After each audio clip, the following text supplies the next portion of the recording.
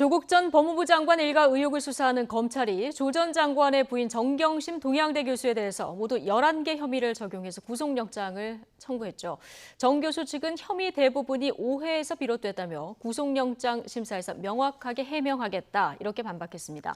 정 교수의 구속 여부를 가리는 법원의 영장 심사는 내일 오전부터 열립니다. 법조팀 취재기자 연결해서 정 교수 영장 청구 의미와 전망 좀 짚어보겠습니다. 조성우 기자.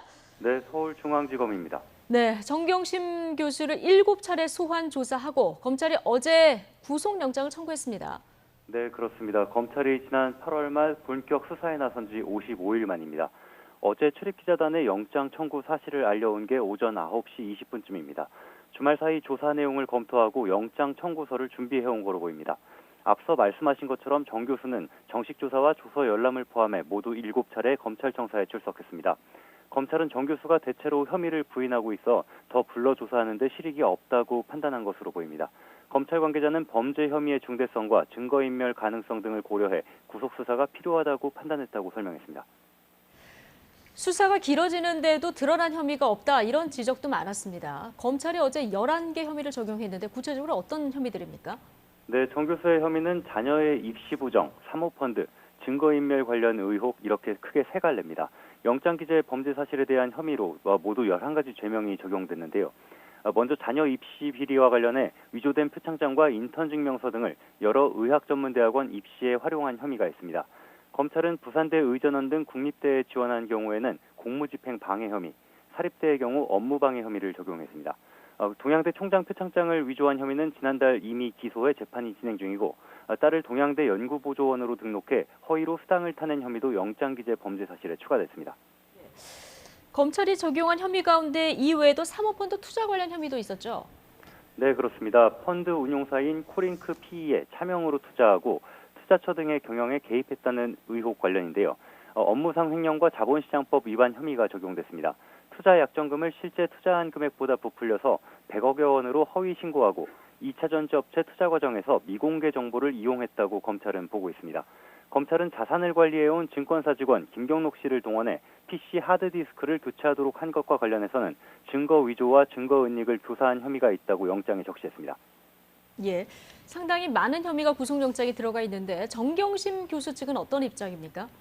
정경심 교수의 변호인단도 어제 영장 청구 이후 즉각 반응을 내놨습니다. 영장에 기재된 혐의가 11개지만 실제로는 입시 문제와 사모펀드 투자 관련 2개의 의혹을 나눈 것으로 보인다고 평가절하했습니다. 딸의 입시 문제는 향후 재판을 통해 해명될 것이고 사모펀드 부분은 오촌 조카 조범동 씨의 잘못을 정 교수에게 덧씌워 생긴 오해라는 겁니다. 증거인멸 의혹에 대해서도 인사청문 단계에서 사실 확인 노력과 해명 과정이었다며 법원에서 명확히 해명하겠다고 밝혔습니다. 네, 조사 과정에서도 정경심 교수가 건강 문제를 호소했었고요. 검찰도 이 문제 때문에 신병 처리를 어떻게 할지 고심이 깊었다 이렇게 전해졌었는데 검찰이 마지막으로 이 건강 상태를 어떻게 판단한 겁니까? 네, 말씀하신 것처럼 정 교수 측은 최근 뇌종양, 뇌경색 판정을 받았다고 밝혔고 입원 등을 이유로 검찰도 조사에 애를 먹었습니다. 그런데도 검찰이 구속영장을 청구한 것은 정 교수가 구속영장 심사에 따른 구인 절차와 이후 구속수사를 감당할 수 있는 건강 상태라고 판단했다는 의미입니다. 검찰 관계자는 정 교수의 건강 상태에 대해 객관적이고 공정한 검증 절차를 거쳤고 구속 관련 절차에 문제가 없을 것이라고 강조했습니다. 정 교수 측도 상세하게 말할 수는 없다면서도 검찰에서 요구한 CT와 MRI, 신경외과 진단서 등 건강 상태를 입증할 자료를 이미 제출했다고 밝혔습니다. 부인에 대한 구속영장이 청구되면서 조국 전 장관도 검찰 조사를 받게 될지 이 부분도 관심입니다. 어떻게 전망됩니까? 네, 조국 전 장관이 가족 관련 의혹을 아예 모르진 않았을 거란 정황은 여러 나왔습니다. 조 전 장관이 쓰던 컴퓨터에서 검찰이 위조됐다고 의심하는 딸과 친구 등의 서울대 인턴 증명서 파일이 나온 것으로 알려졌습니다. 조 전 장관이 속한 서울대 인권법센터가 발급한 것으로 돼 있는데 딸을 제외한 학생들은 검찰 조사에서 허위로 받은 증명서라는 사실을 시인했습니다. 또 한국자산관리공사를 상대로 한 웅동학원의 소송에 대응하는 내용의 문건도 조 전 장관 컴퓨터에서 나왔다고 전해졌습니다.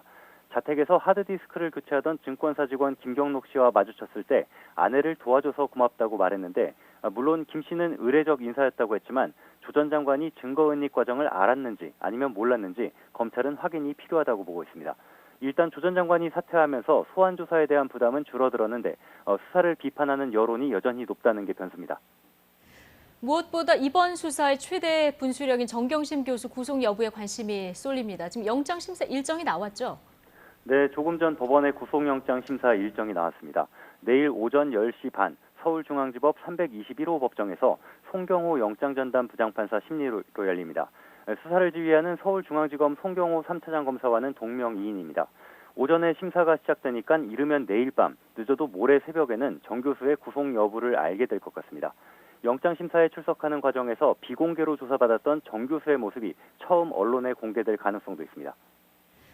네, 구속이냐 기각이냐 어떤 결과가 나오든 파장이 클 것 같은데요. 앞으로 수사에 어떤 영향을 줄까요?